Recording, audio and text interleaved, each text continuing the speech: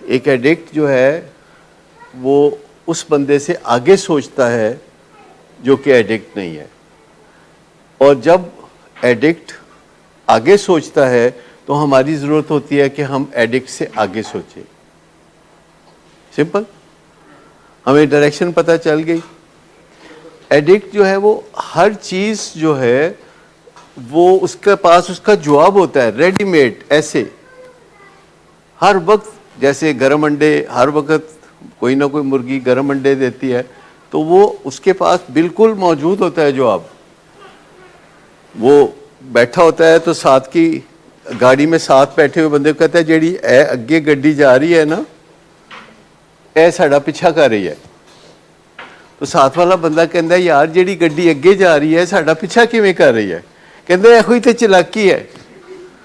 پیچھا کرن دا ایک کڈا شاندار طریقہ ہے کہ ساڈے اگے اگے بھی چل دی ہے گڈی. انج ہو سکتا ہے اے جیڑی گڈی اگے جا رہی ہے ساڈا پیچھا کر رہی ہے. ٹھیک، تو آپ زیادہ سے زیادہ اپنے دماغ کو روشن کر سکتے ہیں.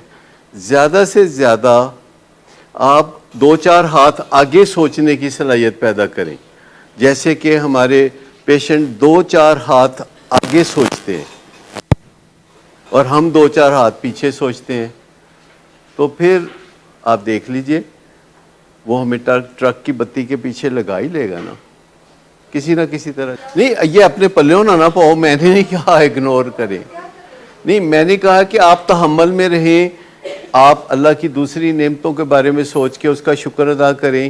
میں نے نہیں کہا اس کو اگنور کریں، میں نے کہا کہ اس کی بےزتی نہ کریں، اس کی بےزتی نہ کریں. اور جب آپ بےزتی کرتے ہیں تو اس کے نتیجے میں آپ ڈسہارٹ ضرور ہوتے ہیں، کیونکہ پہلا سٹیپ ہوتا ہے کوسنا، اپنے مریض کو کوسنا، اور پھر دوسرا سٹیپ ہوتا ہے روگی بننا، اور تیسرا سٹیپ ہوتا ہے روگی بننے کے بعد حوصلہ چھوڑ دینا.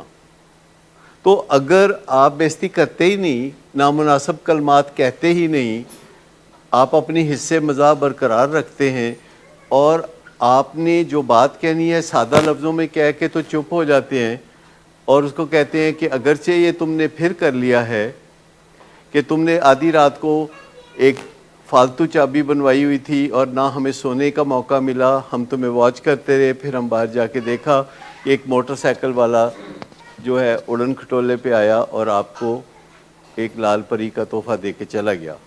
تو آپ اسے کہتے کہ ہم نے سب کچھ دیکھ لیا ہے. However, آپ اب بھی میرا اتنا ہی قیمتی اثاثہ ہو جتنا پہلے تھے. تم میرا قیمتی اثاثہ ہو اور تم میرا ایسٹ بیونڈ مینز ہو. ایسٹ بیونڈ مینز ہو تم میرا، اور تم میرا ایک اثاثہ ہو. میں تمہیں پیار کرتا ہوں، میں تمہیں پیار کرتا رہوں گا، اور میں جو جد و جہد کر رہا ہوں وہ میں جد و جہد کرتا رہوں گا. مجھے بتائیے کہ اس کے بعد کیا ہوتا؟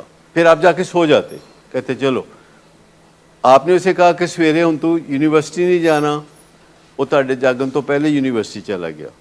آپ نے کہا کہ یہاں تم شام کو سیشن میں آنا، تو اس نے کہا جی میں نے تو فٹ بال کی ٹیم میں حصہ لے لیا ہے، ان تے میں گول کر کے آواں گا. سارا کچھ گڑبڑ ہو گیا نا. تو ڈسہارٹ ہونے سے باز رہنا ہے. تو بھئی یہ ڈسہارٹ ہونے والوں کا کھیل نہیں ہے. جو ڈسہارٹ ہوتے ہیں ان کے بچے اسٹریٹ پہ ہوتے ہیں، تبھی تو اسٹریٹ پہ ہوتے ہیں کیونکہ وہ ڈسہارٹ ہوتے ہیں.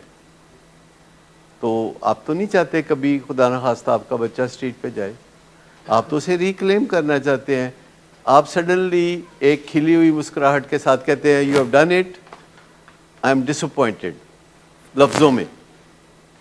اور I can still tell you that you are my east, east beyond means. اور میں تمہیں بہت چاہتا ہوں، میں تمہیں ہمیشہ چاہتا رہوں گا، میں تمہیں کبھی اکیلا نہیں چھوڑوں گا. اور میں اب سونے جا رہا ہوں، باقی باتیں صبح کریں گے. بات ختم.